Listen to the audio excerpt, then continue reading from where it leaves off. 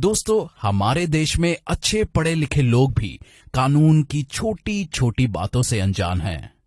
इसी कारण एक इंसान को समस्याओं से जूझना पड़ता है और कभी कभी इतनी हानि उठानी पड़ती है जिसकी भरपाई करना बहुत मुश्किल हो जाता है।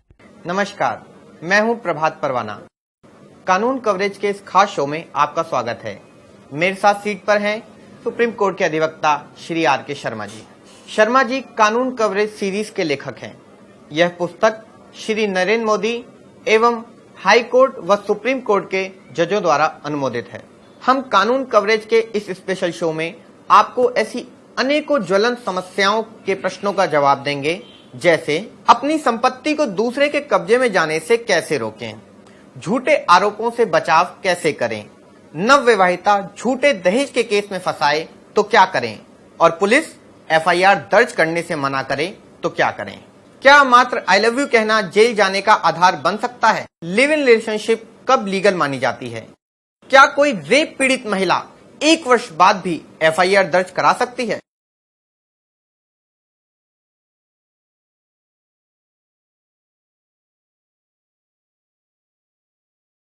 सर, जवाहर नगर से जितेंद्र जांगीर जी पूछना चाहते हैं कि किसी मामले में पुलिस के सामने गवाह के क्या-क्या अधिकार होते हैं? पुलिस के सामने गवाह के जो अधिकार होते हैं, गवाह के अधिकार, ये प्रश्न उनसे ठीक से नहीं बन पाया है कि पुलिस के सामने गवाह के क्या अधिकार होते हैं।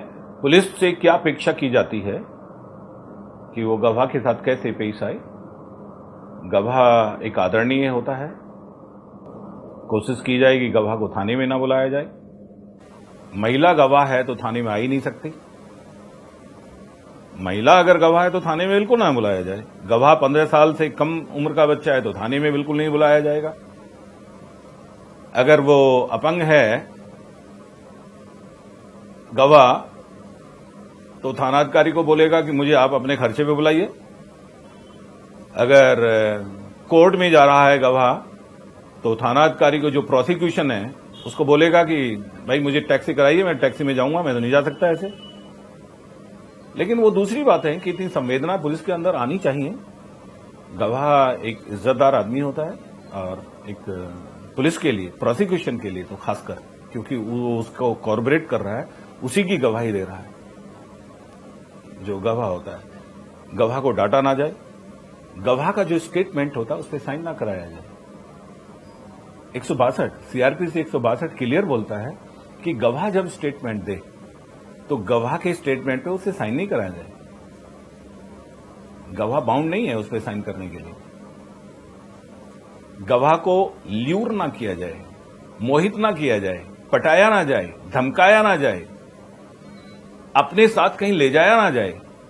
गवाह के ये पावर होती हैं, ये अधिकार होते हैं और पुलिस से अपेक्षा की जाती है कि इस तरह से गवाह के साथ पेश आए। और जो पढ़े लिखे गवाह हैं वो तो ये भी कह सकते हैं पुलिस को, सर 160 का मुझे पहले नोटिस भेजें, तब मैं आपके थाने में आऊंगा। अगर पढ़ा लिखा, मान लीजिए कोई रिटायर्ड कर्नल है, रिटायर्ड जज है, कोई प्रिंसिपल है रिटायर्ड, वेल एजुकेटेड आदमी है, तो थानाधिकारी को चाहिए या आईओ को चाहिए सीआरपीसी 160 का एक नोटिस दें, समन करें, गवाह को देके आए और गवाह फिर अपने उस टाइम के अकॉर्डिंग थाने में आए और उनको गवाही दें। लेकिन वो दूसरी बात है इस बदकिस्मती की, फिर बताऊंगा मैं इसका दूसरा पहलू। एक सिपाही एमबीबीएस डॉक्टर या एमडी डॉक्टर को ये कह के आता है, साहब ने थाने में बुलाया है आपको। ये कानून की अज्ञानता है।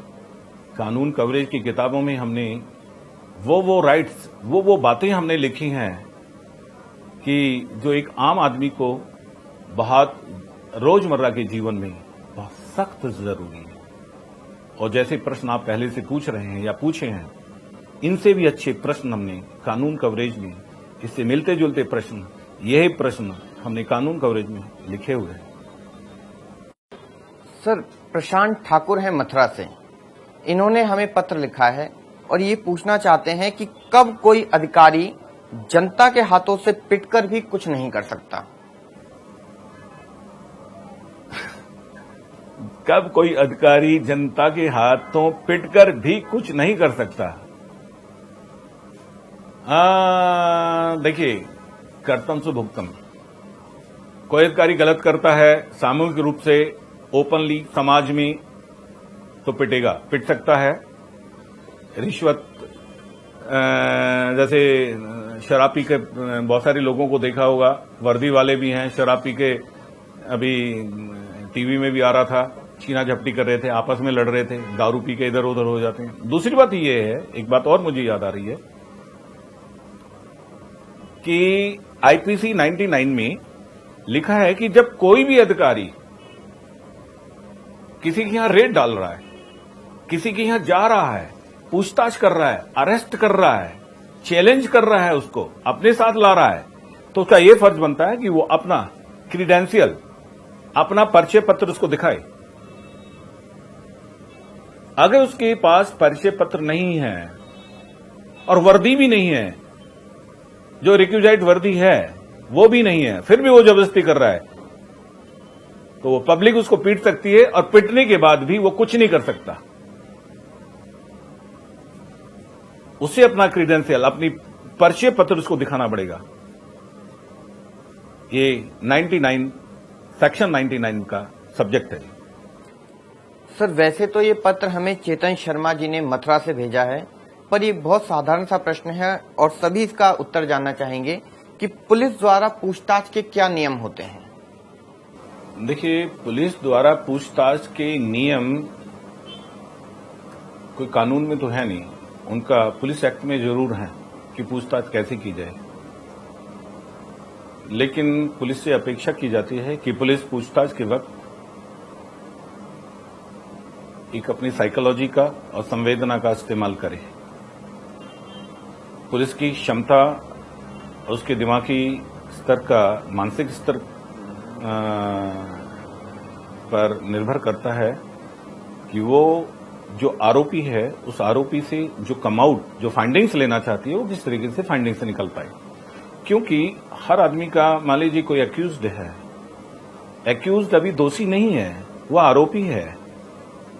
और भारत का संविधान आर्टिकल 21 किसी भी नागरिक को ये अधिकार देता है कि उसकी मर्जी के बगैर उसकी बॉडी को टच ना किया जाए, number 1। Number 2, article 20 close 3, article 20 close 3 आदमी को, किसी भी नागरिक को ये अधिकार देता है कि उससे वो बात ना बुलवाई जाए जो उसके खिलाफ जाती हो। तो अब ये बताइए कि उसको टच भी ना किया जाए और उससे वो बात भी ना बुलवाई जाए कि जो उसके खिलाफ जाती हो। तो पुलिस को अपनी अकल और सूझबूझ से काम लेना चाहिए। और साइकोलॉजी में एक तथ्य, एक डेटरेंट थ्योरी, डेट्रॉइट थ्योरी भी आती है। मैं ये नहीं कह रहा कि पुलिस 3rd डिग्री का इस्तेमाल करे, लेकिन डराना धमकाना तो पुलिस का चलता ही है और वो होना भी चाहिए, क्योंकि excess of everything is bad. कई बार क्या होता है कि आदमी फंडामेंटल राइट्स को तो समझ लेता है, लेकिन मौलिक जो कर्तव्य हैं उनको नहीं जानता। मौलिक अधिकारों को तो जानता है वो, अपनी को, मौलिक कर्तव्यों को नहीं जानता। जब, और इसी मामले में इस बात को लेकर इम्बैलेंस हो जाता है। तो पुलिस संवेदना के साथ, अकल के साथ, सूझबूझ के साथ, मनोविज्ञान के साथ अपराधी से या आरोपी से कमआउट निकलवाए, फाइंडिंग्स ले और अपनी सूझबूझ का इस्तेमाल करें। जी।